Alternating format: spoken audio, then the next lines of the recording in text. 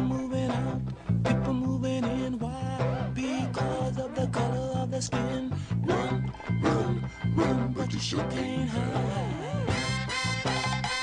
Well, nobody's interested in learning but the teacher. Segregation, determination, demonstration, integration, aggravation, humiliation, obligation to our nation.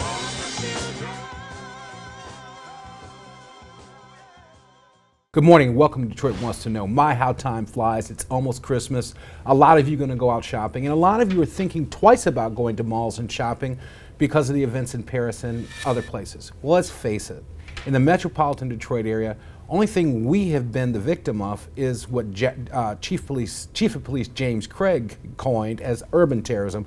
You saw the shootout at Fairlane a couple weeks ago, and that's the only time we only had that. But now people's fears are raised. Okay, they have a heightened state of awareness. I have my good friend Andy Arenas of the Detroit Crime Commission to tell us.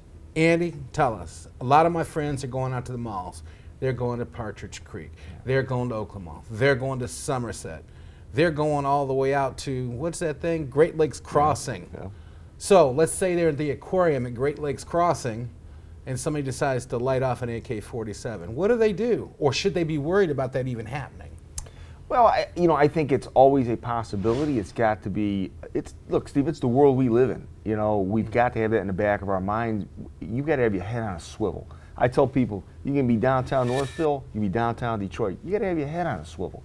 So are those possibilities? Yeah, you've got to be cognizant of your surroundings and what's going on. And what are you going to do if something happens? So everybody else has to live like we live in Detroit all the time anyway. Exactly. Now the suburbanites who say, oh, Detroit's so dangerous, I don't want to walk in Detroit outside of downtown where Dan Gilbert has all his cameras.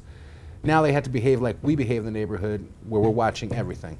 Well, I think you see what's going on in the world. But I see even beyond that is, it could happen anywhere. Somebody can run up and grab your iPhone, snatch it out of your hand, grab your purse. You've just got to be careful. That's the world we live in. It's a lot different than when I was growing up southwest Detroit. Any suggestions if we actually are involved in an event like that? Let's just say we're shopping at Fairlane, okay, and an urban terrorist lets loose at Orange Julius. Yeah. Okay, what should we do? What's the first thing we should do? Well, I think, as I said, you got to look at your surroundings. So if something happens in front of you, is there a way to get out? Is there an exit? Is there a way to get out safely?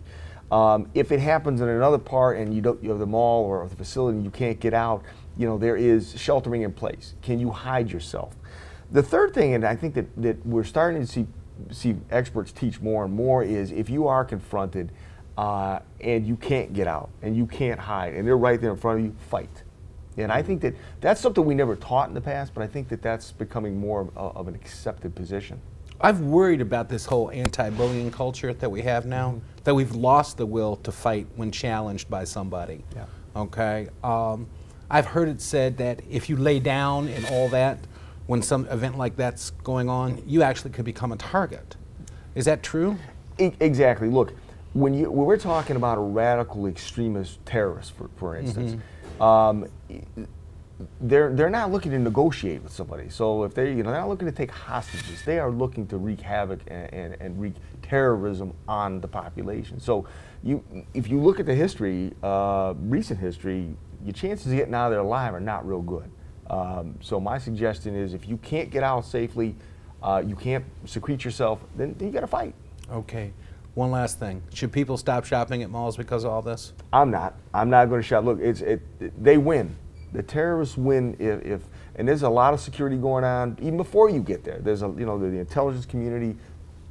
We're safe. Okay. Andy Arenas, thank you very much. Thank you, Steve. Ladies and gentlemen, we'll be right back. A lot of you were caught in elevators last summer in downtown Detroit when we had the blackout.